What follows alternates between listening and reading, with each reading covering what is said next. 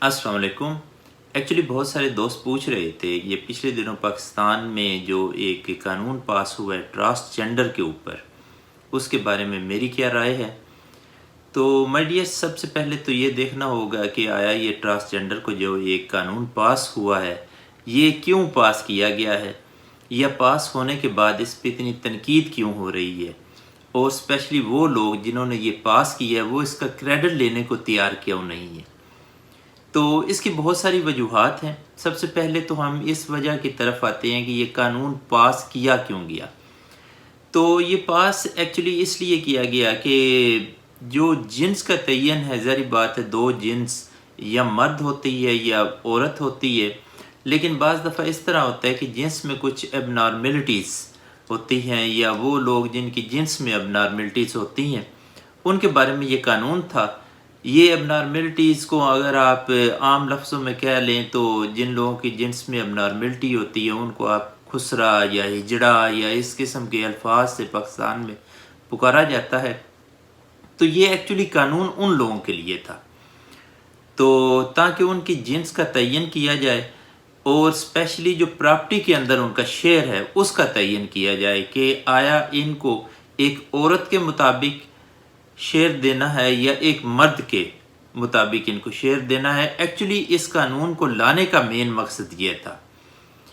تو لیکن بعد میں جب یہ قانون آیا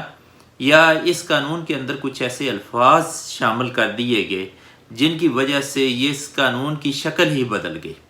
جس میں سب سے پہلے تو مثلا کوئی بھی بندہ جو ہے اس کے بارے میں ہونا تو یہ چاہیے تھا کہ کوئی بھی آدمی جس کی جنس میں ڈیفرنٹ قسم کی ایسی کوئی اب نارملٹی ہو تو اس کا ایک اسپیسیفک بورڈ بنے یا ڈاکٹرز کی ایک اسپیسیفک ٹیم ہو جو اس کا تعین کرے کہ آیا اس کا رجحان عورتوں کی طرف زیادہ ہے یا مردوں کی طرف زیادہ ہے۔ تو اس چیز کو بالکل ہی اس میں سے وہ لکھی نہیں گئی یا اس کو شامل ہی نہیں کیا گیا، بلکہ اس میں یہ کہہ دیا گیا کہ اینی پرسن، کوئی بھی آدمی وہ نادرا کے اندر جاتا ہے اور نادرا کو یہ جا کے کہہ دیتا ہے کہ میں مرد ہوں۔ اگر کوئی عورت کہہ دیتی ہے کہ میں مرد ہوں تو نادرا پہ یہ بائنڈنگ ہے کہ وہ اس کو مرد لکھ دے، اور اگر کوئی یہ مرد کہہ دیتا ہے کہ میں عورت ہوں، یہ میرا رجحان عورتوں کی طرف زیادہ ہے، تو اس کو وہ عورت لکھ دے۔ تو اس کا کوئی ایسا انہوں نے ایک جسے کہ میکنزم نہیں بنایا، بلکہ صرف خود اپنی تشخیص کے اوپر ہی وہ بندہ جا کے اگر کچھ لکھ کہہ دیتا ہے تو اس کو نادرا جو ہے وہ اس کو کر دے گی۔ اس کی مین چیز یہ ہے کہ اس میں ورڈ استعمال کیا گیا اینی پرسن، کوئی آدمی، تو اس کے اوپر ہی یہ مسائل پیدا ہو گئے، اور اس چیز سے بہت سارے آگے مسائل پیدا ہو جاتی ہے۔ اور مسائل کیسے پیدا ہو جاتی ہے؟ مثلا اگر ایک مرد جا کے اپنے آپ کو عورت لکھوا دیتا ہے وہاں پہ، تو اس کا مطلب ہے کہ پاکستان کے اندر جو ایک یہ میرج کا قانون یہ ہے کہ مرد کی عورت سے ہوگی شادی، یعنی اپوننٹ سیکس جو ہے اس کے ساتھ شادی ہوگی۔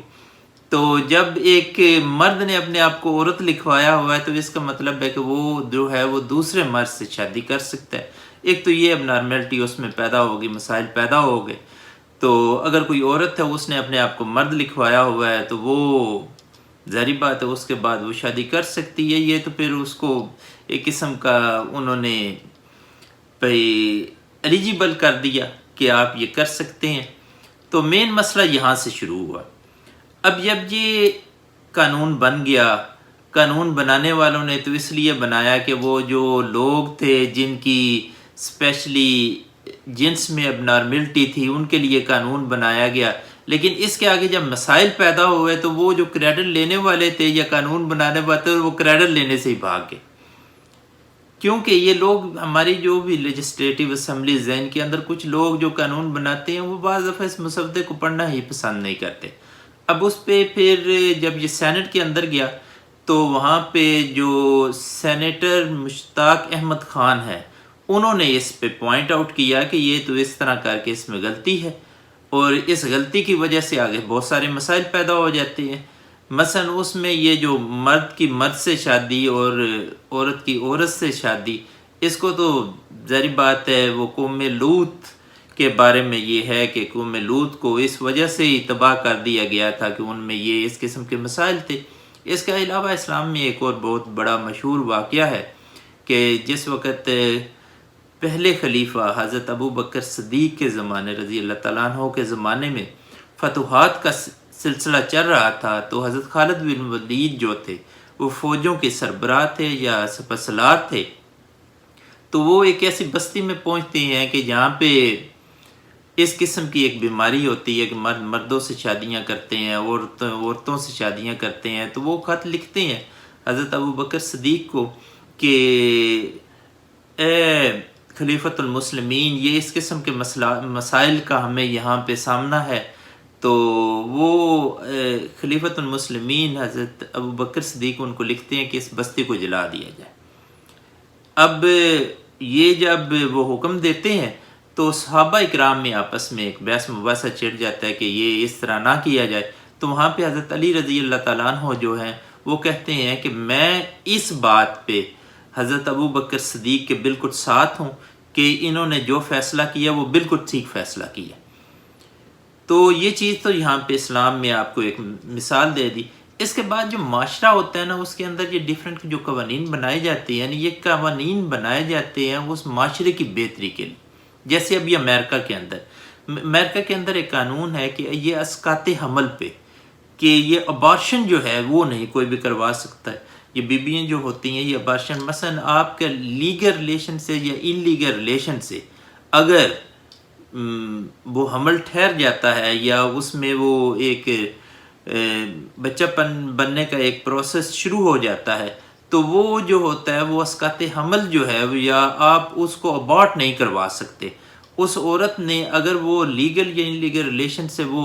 وہ ایک دفعہ وہ کیری کر گئی ہے بچے کو، تو اس نے اس کو برتھ ہی دینی ہے۔ یہ نہیں ہو سکتا کہ وہ درمیان میں ابارٹ کروا دے اور اس بچے کو ختم کر دے، تو یہ نہیں ہو سکتا۔ یہ قانون انہوں نے اپنے معاشرے کے مطابق بنایا، حالانکہ یہاں پہ بہت ساری تحریکیں اٹھتی ہیں، وہ اس پہ بات کرتی ہیں، لیکن انہوں نے اس کو قانون کو اسی طرح ہی رکھا۔